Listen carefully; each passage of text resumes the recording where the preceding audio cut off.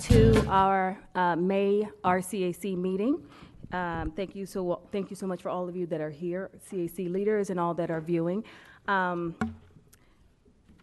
my welcome. Hello. So we're going to go around and introduce ourselves around the table. Mr. Patrick, can you please start with you, please? Patrick Martin, chair of the Midtown CAC. We meet the fourth Monday of each month. Usually, there are some times it has to be moved, like for holidays, and in fact, this month we are meeting on the third Monday. We are also not meeting at our regular meeting place. We are merging our meeting with a meeting that the city is holding on the Midtown St. Albans area plan at Wake Tech, their Beltline campus, 3200 Bush Street, room 406. And there will be a presentation from the plan consultants at 6 p.m. So we're inviting everybody to try to attend at 6 p.m. to hear the consultants. But then our normal time will be 7 to 9 p.m. Thank you. Will Hooker, I'm vice chair of the Hillsborough Wade CAC. We are holding our elections this month, and that will be Tuesday, the fourth Tuesday. Judy Coggins, vice chair, Glenwood CAC. Robert Rice, chair of the Glenwood CAC. We are not having a meeting this month due to the holiday. Last month, we did have a unanimous vote to request the city look at putting a sidewalk in on the Ridge Road and Glen Eden area where there's a gap that's kind of dangerous and a bit of a blind spot. Thank you. Christina Jones, I'm the chair of the Northwest CAC. Shelley Winters, chair of the Raleigh CAC, yeah, that's my tag, as well as Atlantic CAC. Michael Sullivan, chair for the North CAC and first vice chair for our CAC. And North is having a pizza party you're all invited to next Tuesday night. Good evening, everybody. I am Deborah Ford. I am the chair of the East CAC, and we also are having elections per the new RCAC bylaws this year as well.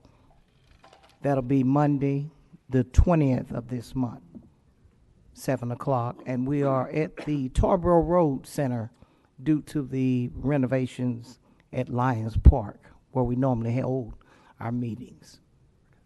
Am I next? Yes. Yeah. I'm John Henshaw, and we use the term co-chair in the Southwest CAC rather than the vice chair. So I'm technically the vice chair, but we typically refer to each other as the co-chair. But according to bylaws, you are the vice chair. Yeah. Okay, thank you. All right. We have a little more parliamentary type culture there. Okay, but you were saying anyway, about? You know, anyway, we had our meeting Monday evening. We had our nominations, and we meet at the Carolina Pines Community Center, second Monday of every month. Anybody, welcome anytime. Ulysses Lane, still with the co-chair for the Southeast CAC, and we'll be aligning with the new requirements next month when we have next year when we have our elections. But it still equals vice chair, but same thing. We also are preparing for a community celebration on June 29th and doing those types of things. And some major activity that's occurring in our area are widening projects for Pool Road and widening projects for Barwell. So there's been a number of community hearings around that and increased activity in that area. I'm Marilee Jacobson. I'm sitting in for Sean Ferris of the Mordecai CAC. Your husband, Ken Jacobson, Mordecai CAC, sitting in for James. Well, thank you everyone again for being here. So we're going to jump now to the minutes. Has everyone had an opportunity to review the minutes? Yes. Okay. Well, I will entertain a motion. Is there any discussion? Wait. Yes, plenty of discussion. Yes. First of all, I was here. I'm not listed as being in attendance on the left-hand side. Okay. And the minutes totally reverse what the discussion was about elections when it comes to Midtown. It says Patrick Martin of Midtown mentioned that he does not wish to vote every year. First of all, it has nothing to do with he. It has to do with the membership of the CAC, not he. And that's totally wrong. Our members want to have elections every year. I attempted to bring up that as a motion to allow us that exception, and the discussion was much larger than what's written up in here. The discussion was that the executive committee has determined that amendments will not be entertained until all at once in September. I think that needs to be added to here. And we agree, fine, great, we'll request our amendment in September.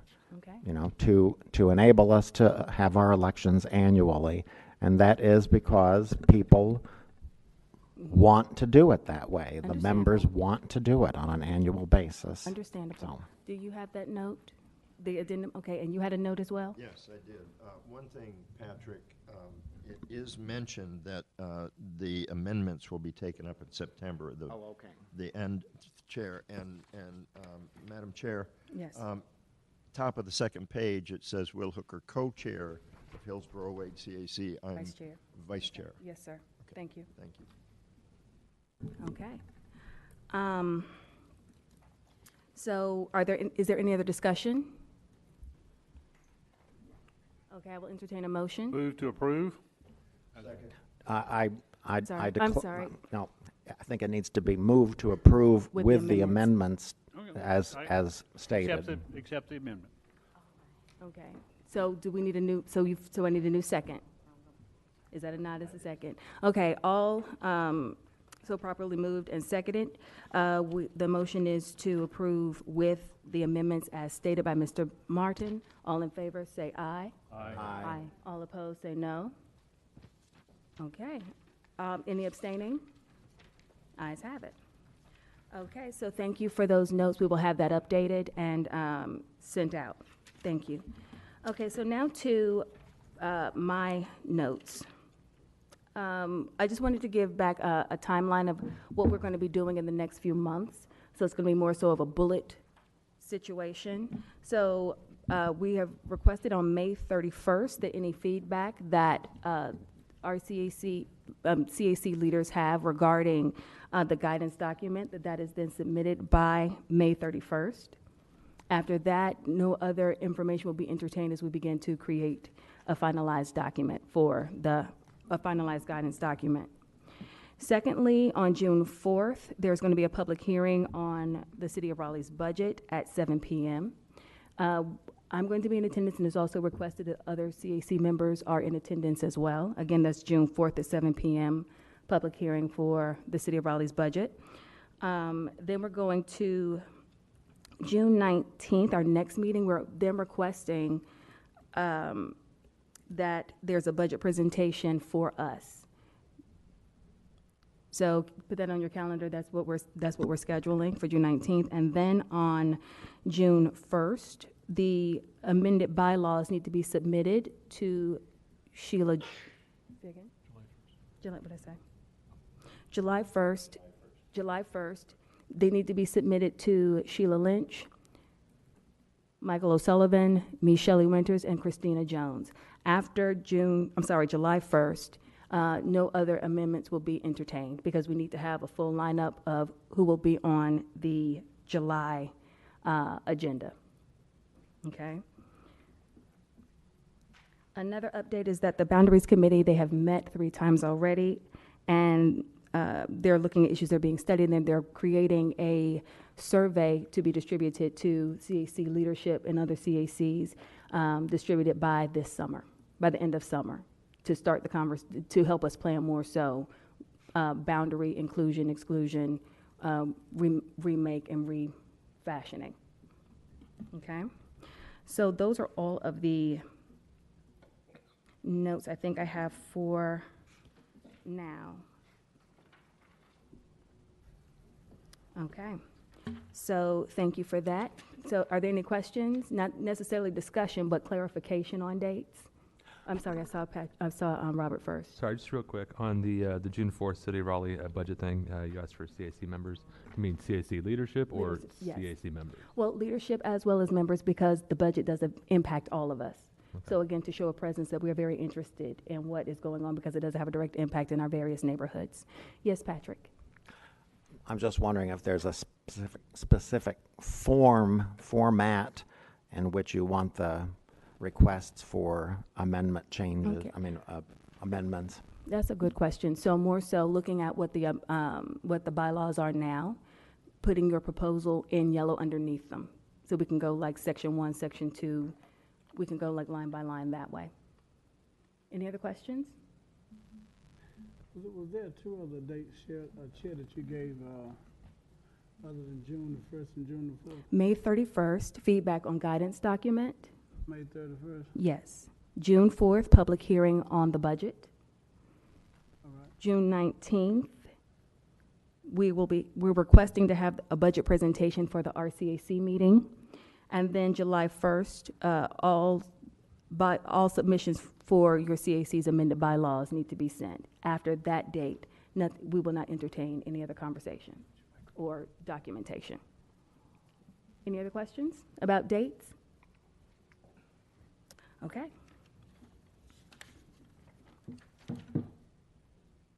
So with that being said, we will open up with Ms. Sarah Ellis from the Planning Planning Department. Forgive me. No worries. Good evening, Oh, everyone. I'm sorry. Before you say one more thing, I'm sorry. I meant to also ask, because we have such a jam-packed meet, we have 3 items that are very big. I also want to limit conversation to maybe 5 minutes in terms of Q&A, so please be mindful of the questions that you want to ask. And then we can forward the questions to each individual speaker if time has elapsed, if the 5 minutes has elapsed. Thank you. I'd like to ask for a tad bit of patience. My allergies were terrible coming over here, so please excuse me if I sound a little stuffy, but I'll do my best to be clear. So thanks for having me. My name is Sarah Ellis. I work in the planning department. I'm a planner, as probably is not a surprise to anyone. So I came to talk to you all about the 2020 decennial census, which is coming upon us next year. And I wanted to start out with a little bit of background information on why the census is important. So it's the basis for a lot of funding at a federal, a state, and a city level. It's essentially a tool that allows us to have an accurate picture of the population in the city. And I don't know if folks have taken the census before or if you've ever used census data, but it's pretty detailed. You can see a variety of things like income, population, age, a whole large amount of details about folks in the area. And it's a great tool for funding mechanisms, particularly if there are communities that require funding for specific reasons. The census can help provide that type of information. So our role, the planning department's role with the census, is on the Wake County Complete Count Committee. I'm going to touch on that in a couple slides. But we are going to be coordinating with them, and we will be a member on the committee. We had the same participation in 2010, so the decennial census runs every 10 years. And our focus is going to be on hard-to-count communities, and I'll also touch on what that means in a couple more slides. But so our goal with them is we're going to be a member on the committee. We're going to try to distribute information to our other city departments as well as the CACs, focusing on hard-to-count communities. So the Wake County Complete Count Committee was established pretty recently, and we also went before the Raleigh City Council to discuss an endorsement for the census, and they declared, I believe it's April 19th, 2020 is Census Day in the city of Raleigh, so we're a little ways out from that. But the Complete Count Committee, these are all over the state, and it sort of depends how folks would like to set it up, but Wake County has been the head of this for as long as I've been aware. I did not work for the city 10 years ago, so decennial census has a lot of staff turnover since they're so far apart. But they're comprised of government groups, so there's probably representatives from every planning department in the Wake County region, as well as a variety of different nonprofits who also serve the community, would have interest in ensuring that everyone is counted on the census. So I mentioned the hard-to-count communities. So what the census has identified, and I have some resources for y'all at the end of the presentation, that the census put together, actually it's the NC Complete Counts Coalition. They're a nonprofit who advocates for complete count in the census and complete representation, put together a pretty great map, and it's a tool that you can click on and see by census tract what census tracts are considered hard to count. And what they've noticed is college students are particularly hard to count. Mobile home residents and children is a hard one, since folks don't always understand that if you have small kids in the house, the census would also like to count them, because they are, well, its focus isn't so much on adults, it's on understanding what the makeup of the population looks like. So what we're going to do is work together with the Wake County Complete Count Commission to understand who can help reach college students perhaps, and we're thinking the city may be the best one at this point to help work on that. We know that Spanish-speaking populations are going to be a tough one this year. There are some nonprofit partners that are sitting on that committee, so likely they would be the best because they already have those types of relationships, but we're going to have that as a continuing conversation with the Complete Count Committee once we meet. That hasn't happened yet, but I think pretty soon, so it just kicked off about a month ago now. So we came before you today first to provide some information to say that we're gearing up for the census and that it's a pretty important thing. 2020 census comes around every 10 years, and it's a great opportunity to make sure that Raleigh's demographic information is accurately represented and that the city can also get the funding that comes with that. So if we have an accurate population count, that does a variety of things for us. What we'd like to do is come to the CACs, and our thought was that we would tack this on to some of the regular planning activities before the CACs. So when we come before you with a rezoning case, that perhaps this could be maybe a slide or two at the end of the rezoning case, or any other informational opportunities that seem fitting for your CAC. We'd just like to make sure that folks are aware that the census is coming up and that it is important to respond, and the benefits of it, and essentially the money too that the city can receive from a complete count for the census. So that's our main goal in today's presentation, and I believe, Dan, is the presentation made available to folks afterwards?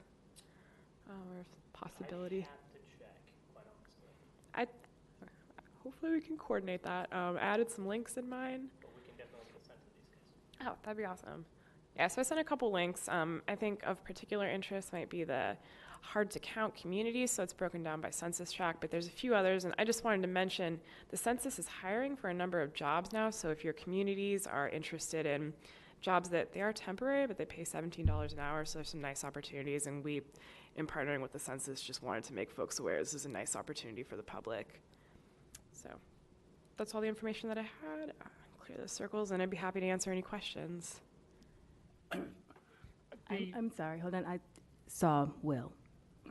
Yes, where are those links available? Are the city website?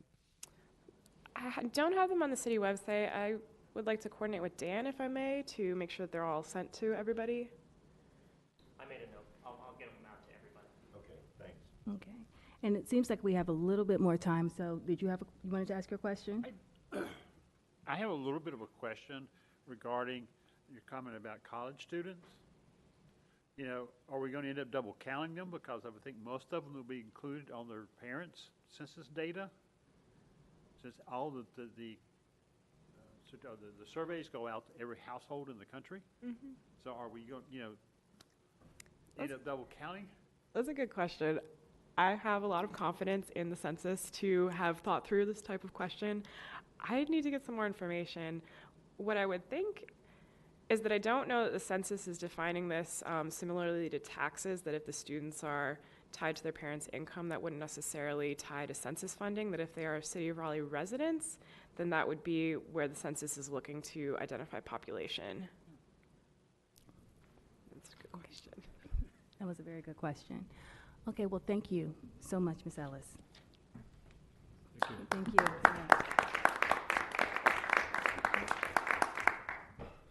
And I do. Let me grab a card for you. Would that be? okay.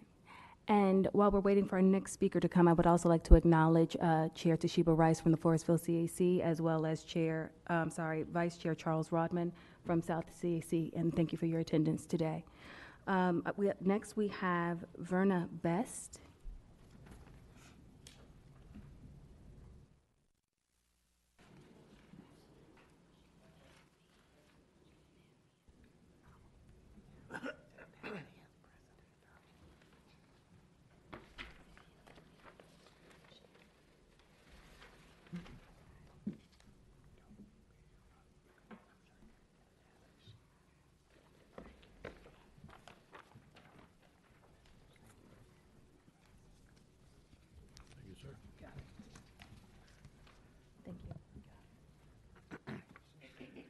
Good evening, everyone. I'll go on and start talking. I do apologize. I sent the presentation to Sheila in advance, but somehow it didn't go through. The file was too large, so the link has not been made available to you when she returns. I'm certainly glad to provide this information for you in electronic form, but until then, I get to go the old-fashioned way and hand you some papers, and so I'll give you some references as I go through this. But for those of you who may not know me, I am Verna Best, and I'm the Social and Economic Vitality Program Manager for Wake County Human Services. And just to give you a little bit of background, a few years ago, the county commissioners were looking at the data across the county and looking at specific geographical areas that had certain vulnerabilities, such as a low number of families living in poverty, a high number of families living in poverty, a high number of vacant housing units, families who were food insecure, families who had low wage earnings and limited education,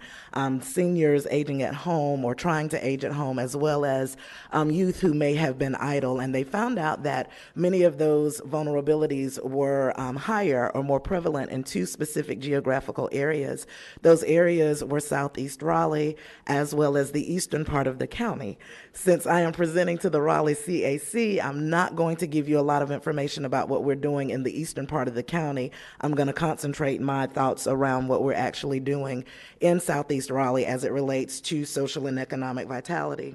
And so when we talk about social and economic vitality, we're talking about Wake County making a long-term investment in community revitalization and stabilization in a few specific areas, which include community wellness, upward mobility, and basically trying to reduce barriers so that families can become self-sufficient versus living in poverty.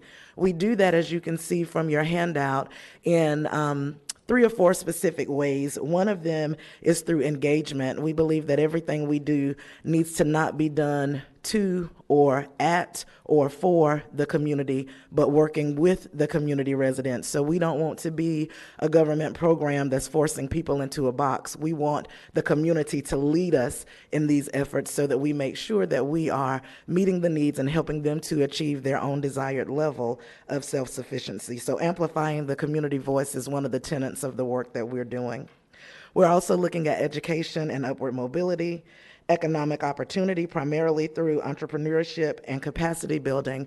And then for those of you who are familiar, really familiar with the Southeast Raleigh area, there is the Crosby Garfield Center that's located on Lenore Street that we are looking at really making into an anchor asset for the Southeast Raleigh community. So some of the things that I will highlight very quickly, I mentioned the engagement or amplifying the community voice. We have what is known as the Crosby Advocacy Group that meets monthly. We meet on the third Tuesday of each month at 9 a.m. This is a body of community organizations and community residents whose primary focus is working with individuals in the Southeast Raleigh area. We come in, we share information about programs that are available, resources are available, some of the challenges that are happening in the community, so that ultimately we can probably do some advocacy for policy change and things of that nature. That particular body also has 3 action teams. The action teams consist of racial equity and social justice. They meet and have been working on restorative justice practices, along with starting to think about how we can educate the population about what will be happening with Raise the Age.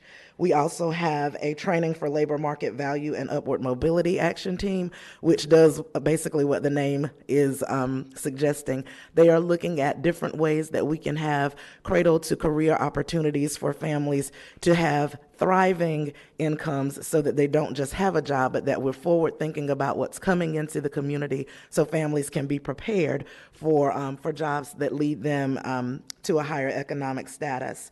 And then we also have the community Leadership Development Action Team. And that particular committee looks at, one, how can residents be leaders at home if they're parents? How can they be leaders in their children's schools to make sure that they're advocating? And then how can they be leaders in the community? And so in partnership with Southeast Raleigh Promise, we've actually had a few community meet and greets where we really just bring people together over a meal, discuss things that are of interest to them, and see how we can start translating some of that energy into actual community leaders.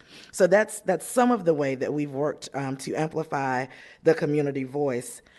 Few things that I will highlight as it relates to your presentation. A few things. One, we've only been fully engaged in this effort a little over a year. I started about 2 years ago, and the first year was really about learning the community, again, not doing to the community, but learning and growing with the community. We had a community day last year where we had over 300 and some residents to participate. We also had about 35 organizations to provide resources to community members. We are doing a repeat of that. The City of Raleigh was one of our partners in this effort. We're doing a repeat of that, and I'm sorry I didn't give you flyers, but let me give those to you as well. There are 3 different flyers that are going to come around. We're going to do another community day at the Crosby Garfield Center. There's a reference to last year's on slide 7 in your packet. It's going to be on July 19th. There will be education opportunities. There will be engagement opportunities. There will be entertainment. But this is another way that we say to the community, we appreciate who you are. We want you to know what resources we have to offer. So this is a way to get them into the Crosby Garfield building, as building that as an anchor asset is one of our major focuses. Speaking of Crosby Garfield, in your packet there is slide 10 that will talk about some of the ways that we're currently utilizing the Crosby Garfield Center. You all may know that they still house the Head Start program along with the Learning Together program. We also have a 4-H presence in the building. We have family services in the building along with our human capital development and social and economic vitality efforts.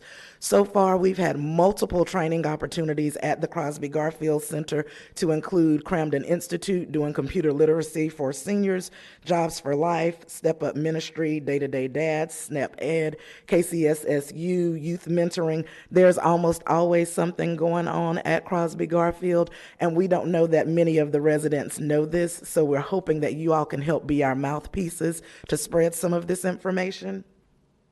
Also, if you'll take a look at slide 11, it talks about the coming of the Kaleidoscope Project.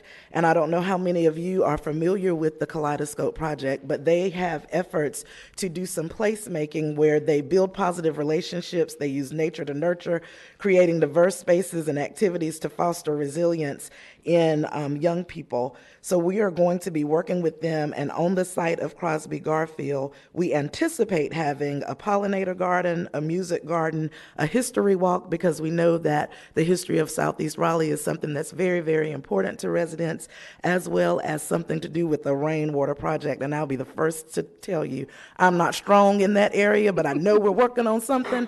So there will be a survey coming out regarding this later this week, and we hope to get it out to you because we want input from the community. There's also going to be a design workshop that community members can participate in to help us plan this small but meaningful project. Also in your package, some of you may have heard about the Southeast Raleigh Innovation Challenge that the City of Raleigh also partnered with us on last year, where we started with about 100 organizations who pitched their ideas for things that would work well in Southeast Raleigh. We narrowed it down. They did some applications. We ended up having 5 organizations to pitch for $120,000 to seed their businesses in the Southeast Raleigh area. And there's a slide, I think it's slide 15 and 16, that talk about the winners. Many of you may know that small businesses typically fail within the first year, and all of the businesses that we have seeded are still in operation and developing their business ideas forward. So we're planning some additional opportunities for them to network, for them to gain access to additional capital, and things to make sure that those businesses are successful. 2 other quick things that I will share with you would be that one of the issues that was presented to me when I came on board is that many of our grassroots nonprofit organizations who are serving in the Southeast Raleigh area and in the eastern part of the county are somewhat they aren't always able to compete for larger funding sources, and there was no real investment going into these organizations. And so in partnership with the Institute for Nonprofits at North Carolina State University, we have put together a grassroots nonprofit leadership academy, and we have about 16 organizations who are going through multiple weeks of training where they will learn things relative to financial management, to diversity and inclusion, to understanding the basics of HR, and all of the things that how they have their boards set up, what their administrative picture looks like, so that they are better able to compete for funding, because we know that they're doing work that a lot of our government agencies are never going to be able to do at the same level that they are doing. Just so you can hear some of the names, you may know some of these organizations, but the Fannie Lou Hamer Institute, the Raleigh Wake NCCU Alumni, Be Well Foundation, Choice Not Chance, Young Men for Christ, Southeast Raleigh Assembly, Wake Up Wake County, Too Much TV are some of the organizations that are participating from the Southeast Raleigh area in particular. That program will end on June 20th with organizations who have successfully completed that program being able to pitch for possibly $10,000 to seed back into their organization. The last thing that I would mention very quickly is that we've been very fortunate to have a partnership with North Carolina State University. They actually approached us, and you'll see some information on slide 19 about this, but really it's called the Wake Community University Partnership. And what that says is that through the Office of Outreach and Engagement at North Carolina State, they want to be intentional about channeling the resources of the university in Southeast Raleigh and the eastern part of the county. So we've just started a planning process with them. It has already resulted in some grants being given to our program to work on STEM opportunities for youth, as well as strengthening our human capital development life coaching to include building resilience in families. You should have also received, in addition to the flyer about the upcoming Community Day, we are having a community cafe tomorrow night for families interested in learning how they can participate in what I want to call child wellness or child abuse and neglect prevention, and how they can inform Wake County's plan for preventing child abuse and neglect, so that they can give their voices to what resources are needed for parents so that we actually do reduce adverse childhood experiences. Then on May the 30th, we're also having an employment fair, a Crosby employment fair. So we're going to have employers on the site who are hiring on the spot for families who are living in the Southeast Raleigh area in particular. So those are just a few of the things that we have going on. I have wanted to get in front of you for a long time to let you know what we're doing, because I don't think you all do. I'm certain you have questions. You don't have to ask me any of those tonight. But if you look at your information, my contact is there on the back of the flyer and on the card. On the card, my mobile number is correct, but the office number is not. So if you want to make a note, the correct office number is 919-857-9243, 857-9243. And of course, my email and everything is there. I believe that's my time, but if you have questions of me, I'm happy to take them. No, sir. Yes. Yes, please. The job fair, is that private employers, public employers? What all employers are there? Are they listed on the flyer that I sent around? Because I don't want to miss it. I think it's only 4. Oh, they didn't come around yet. That's this flyer. Thank you. That's okay. It's D1 Managed Services, NC State Dining, Rest Care, and the Sheraton Raleigh Hotel are the ones that will be there. Yes. Ms. Bess, thank you for that, for those words. And you answered the question about the 2 years, and I'm quite sure that the first time I've heard of the program, but it appears to me that you're doing a fine job, and I think is well needed in that area. And what about the participants of the young adults that you're trying to bring in and get them involved in the program? Well, that's what it's going to take henceforth. So continue And you can reach out to, well, I'm Charles Rodman, Vice Chair of South CAC. So if you need to do that, just let us know. We do, and we will certainly follow up with you. Thank you. Thank you. I echo what Mr. Rodman has said, and just thank you for the work that you're doing. And we would also love to publicize your information on our Raleigh Citizens Advisory social media as well. So please, however we can help you, please let us know. Yes. Okay, and do we have, how much more time do we have? Is it a quick question? Yeah. Okay. Just out of curiosity, is the Garfield Crosby Center in the Prince Hall Historic District? I'm sorry? Is it in the Prince Hall Historic District? I don't think that it is, but it's 568 East Lenoir Street. Okay, well, you you're map real it close. out. You're real close if Yeah, you're not. I don't think it is. Okay, the other thing is, I noticed you're talking about nature to nurture. Have you contacted the Nature Conservancy to maybe do some programs with them? So no, but the natural learning environment through NC State is one of our partners. If you have contact for someone there, I would love to reach out to them and get them involved. I do also, if you don't mind, I would like to recognize that I have my AmeriCorps Vista, who is here, Dynasty Winters, who also works with us at the Crosby Garfield Center. We're really pleased at the work that she's doing, and I would be remiss, she would get me if I didn't tell you that we also have a Crosby Facebook page. And would you give that information as I take my seat, because I'm going to mess it up, but thank you all very much. We can get that information from you and we'll distribute it. We can get that information from you and we'll distribute it amongst each other. Okay, thank you. And while we're waiting for our last presenter, I also wanted to acknowledge Mr. Bob Edgerton, Chair of Southwest, who is in the audience today. Just saying hello and acknowledging you. And Connie Crumper. Okay, so lastly, we have Bonnie Danahy. Did I pronounce that correctly? Right. Oh, right. Good job. Hi, I'm Bonnie. I'm the enterprise data manager for the city, and I have Chandler with me over there, who's a data analyst with the city as well. So we have the pleasure today to show you a project that we have been working on, as soon as I can open it, because the menu's open on TV. There we go. That we've been working on CAC population data. So we've presented this already to City Council, and I did a little demo of it at a project in the Triangle called RTP 180 when we talked about population. So basically what we're looking at is population data, but not just overall population data for Raleigh, but really specific to the CACs.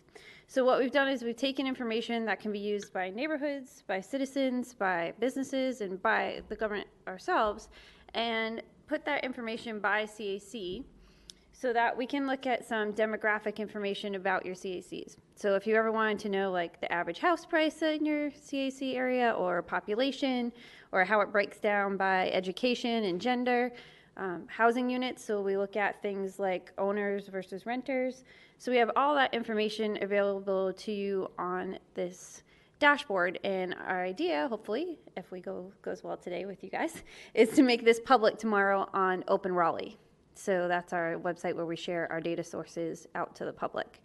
We're looking at screenshots right now, but it is fully functional, where you would be able to select a CAC, and you can look at how the population breaks down by things like education, gender, owner and renter, and race and ethnicity. You can also go into details on each of those. So I'm going to go on to the next slide real quick. Here we go. So we can get further details. So this is details about household income and home value. So on the left-hand side here, we have our home values. Across the bottom, we have our household income, and we can see where all the CACs plot against that. And then on the right-hand side, we can see the median age per CAC. So this spreadsheet, or it's a big data set that comes from Esri demographic data that allows us to do comparisons from CAC to CAC, but also see details within each of your individual CACs. And I have one more example. Here you go. So this is if we're filtering in on housing units. So we're looking at total housing units and owner occupied, and then we can see the population by CAC as well. And the idea is that this is a level 1 version of this, that there's more demographics that we can add to it as we go forth. So there's a lot, I can't even tell you how many, there's probably like 50 different demographics that we can add to this. Things around economics, shopping, all kinds of things that are available. And we're also going to do another version of this that's going to be by district instead of CAC. So we'll be able to have the A, B, and C, and D districts as well. Yeah. So how fine can you cut information? So this particular one, what we've done is we've matched up the polygons that make up the CAC. We've matched them up to block data, correct? It's close to block data. It's a little hard because our shapes around what makes up your neighborhoods to make up your CACs doesn't quite match geometry inside. So we did our best to match it up as best we could. Okay. So this is specifically driven to be at the CAC level. So it doesn't go down into neighborhoods because we don't have clearly defined spatial areas for neighborhoods. So say somebody asked you to do something based upon roads in a CAC, north of this road or east of this road. Is that something you could cut? Yeah, if we had clearly defined metrics for the polygons, we could do that. Okay, great. Thank you. But right now, we just have it for CAC and then for the council districts. Got it. Thanks. Will? Yeah, Will. Some critical feedback. Mm-hmm. You need to redo your slides. I can't read that very writing at all. So it's a little hard telling this. So we are in the process of applying the brands information so the organization is now onto the new branding. You've seen the Raleigh tree and all that. So we're in the process of putting all that into this. So we can double check it before it goes out on the gray. That's fine. Yes. Is the housing data separable, single-family units versus apartments, renter and So we don't have that in there right now. I can check the Esri data and see if it's available. Right now, it's just whether they're rent or own, non-specific. Did you give us the purpose for this analysis here?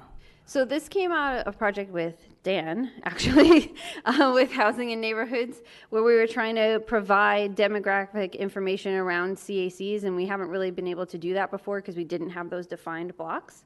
And now that we're able to do that, we can take this information that's available from Esri or from the ACS, which is the census surveys, and now we can apply that to those polygons so that we can get real facts and information to back up kind of what you look, see, and feel in your areas. And where you would like to relocate or locate to? Would that have anything to do with it being shown the information? Then you can determine whether you want to locate in that area or not. Yeah, I mean, you could use that information if you want, if you could use it that way if you wanted to. This is just facts, so there's no data story to this piece. It is just facts of what it says is there right now. And Charles, just to follow up on that, essentially what it came down to was we had all of these metrics, all of these numbers, and what we wanted to do was put it out there for transparency's sake, so you guys knew exactly what numbers we had. So you guys were sharing the information we have with you. I think. Thank you. Thank you. I think it's great information, exactly what we've been needing and asking for. My question is in terms of, you're saying this is going live tomorrow? It can go live tomorrow. Okay. We've already presented it to council, has approved it, and so you guys were next on the list. Well, that's a little. It doesn't have to be. No, I mean, the council has approved it. My only concern is that they've approved the model, or the concept, or exactly this. They've seen this exact same slides and presentation and demographics. Actually, they've asked for more. Okay, so that was my next question in terms of when you said live tomorrow, because when is a hard, fast day for information we want to provide? Because when can we then provide that for consideration? Yeah, so this would be just the phase one would be with these limited demographic measures, and then we can gather information and do a next phase of the project. Okay, Robert. Yeah, so sort of two questions, or a two-parter. A, how dynamic is the data? Do you need to do a lot of work to refresh it, or is it all dynamically generated somewhere else, and this is always going to be kind of up to date? So this is connected to the Esri data that comes out once a year. So this is vintage, that's what they call it, which is really cute, but vintage 2018 data. So that's the most recent data that they have available. Okay, and it seems like it's a pretty lightweight web framework, so it shouldn't be too hard to add some extra graphics. If you already have data for something else, you can just stick it in So there. they have a limited set of things that they offer through the platform, but that doesn't mean that we don't have other information within the city, because we do own lots and lots of data that we can now combine, now that we've figured out how to map it to the CAC level. So there's more opportunity. I would say anything you're interested in, just let us know, and we'll be able to tell you whether it's possible or not. Okay. I think, Sheep, I thought I saw your hand. Did you? I'm looking to see, is this? Okay. I'm looking to see, like what I'm looking at right now, if, just to echo Will again, if you want to take this live tomorrow, you guys may really seriously want to rethink these fonts and looking at that, because people are visual folks, and if it's not visually attractive, it's just gonna be comments that's probably not as constructive as what you guys would be looking for. But number two, what I'm looking at right now, how do I know what CAC I'm looking at? Is this overall? This is everyone right now. Everyone overall? Yes, I don't have a specific CAC selected when I took the screenshot. It's everyone. Okay. And then you can pick as many as you want, right? So you could pick one or all, and then these icons in the lower left-hand corner are what gets you to the details. So we can click on this one to give us house details. This one will give us person details, and this one gives us the crime data. So we've also added crime data. I can show you that. I know that you said about a story. It's not a data story. Are you all using this same vintage data to leverage funding within these regions with the city? So I don't think so. So this is beyond my.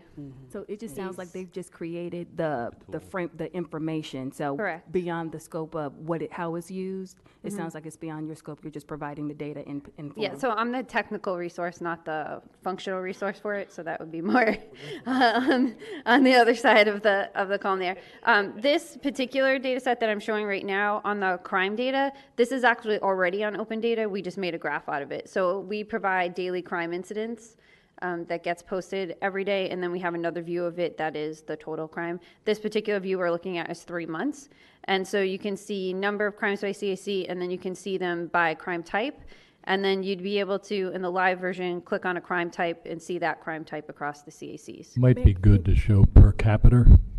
Yeah, so that was a request also that came from council, and so that was something on the next version we just can't get it. And also, when you say within the last 3 months, if you're talking about between having the actual dates as to what that is. Yep, we can add that. Thank you. Yes. Is there a link right now to a map of the CACs? I believe on the, so we have an informational icon. It's not on this screen, but let me pick it back up. So this informational icon here, when we click on that, it will provide the information from Esri, so you can go and see all the demographics available, and we can link that to the CAC map also that's on Open Raleigh right now.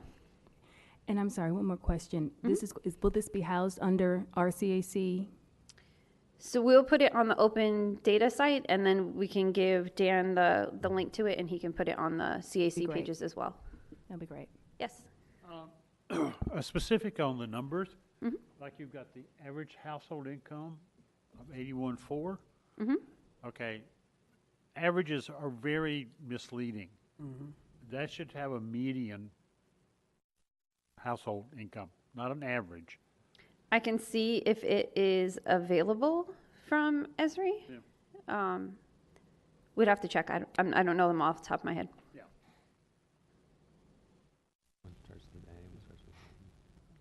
Yes.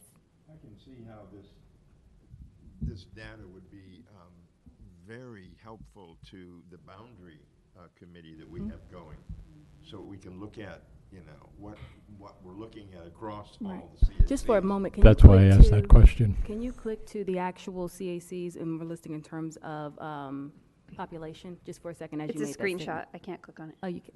Yeah. Oh, can you scroll back?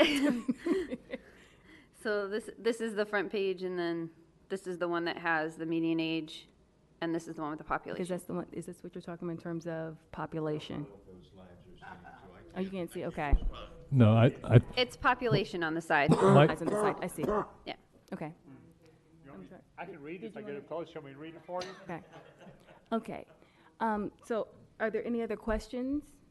Yes, Patrick. Just, I didn't catch this if you said, is the age data broken out by, I mean, is the population data broken out by ages? We do not currently have that on here, but we know that information is available, so we can add that at a later date. We also have another project that we've been working on with Dan's group that's called Neighborhood Indicators that shows a comparison from 2 different years' demographics. So instead of just looking at a point in time that we're looking at here, it's actually looking at the change. So we can see a color density change by age or by gender, all kinds of different demographics. That one's not ready for publication yet, but it is something that's being worked on. And that one uses the ACS data, so. Yes, Robert? Would you be a point of contact for suggestions and ideas? So edits? for the next couple days, so I'm actually leaving the city. But Chandler will be can be your contact going forward. So I'll make sure Dan provides that information to you. We also have a mailbox tied to open data. So there's a mailbox on the Open Raleigh site. You can always put information in that way as well. And how often is that checked and updated? Every day. Okay. Yep. I'm going. So it's like being recorded now, right? So I'm actually going to be the chief data officer for Wake County. So I will still be around. But okay. Well, just, congratulations. Thank you. Congratulations. So are there any other questions related to this presentation? Yes, Just what is Chandler's last name? Hatchell. Hatchell. And we How do can you get spell that? information.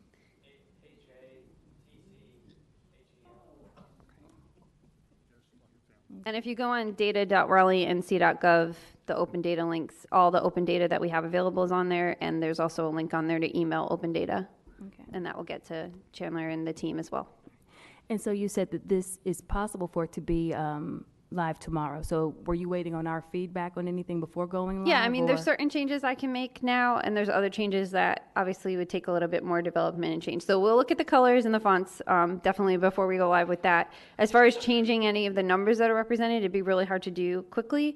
I would love to get this out there as a version 1 with the caveat that we will continue to grow and build it. So basically, it just sounds like the aesthetics of it you can do immediately, and we can look to that. And then Do we need a motion to endorse getting it out there? I will entertain one. I move that we ask the city to go ahead and make this available. I mean, it's a first step. It's release exactly. one. What The city you know. council wants us to So I mean, it's already approved. So I mean, I just think I'm fine with it. So whether there's a motion, is there a second? Second. All in favor? Aye. All opposed? Well, thank you so All much. right, thank you. Thank you, very good. Thank you, very good. Awesome work, thank you. Okay, well, that is all that we have for today. I'm sorry, I just remembered I had one more thing. As an update for our social media, Sheila sent us an email about extenders, the conversation that we were having, and they varied between $74 and $99. But this still goes within the budget that we had set aside. I just wanted to give you an update on that. To help with our social media part. So we're going to look for maybe one more estimate and then go from there, but again, it will not exceed the budget that we have already established. Okay? Good deal. Well, if that is all, I will entertain a motion. To adjourn. Second. Wait a second. Just adjourn. Okay, well then we out. Adjourn. You don't have Bye. to make a motion. If you hold down, we'll just say we're adjourned.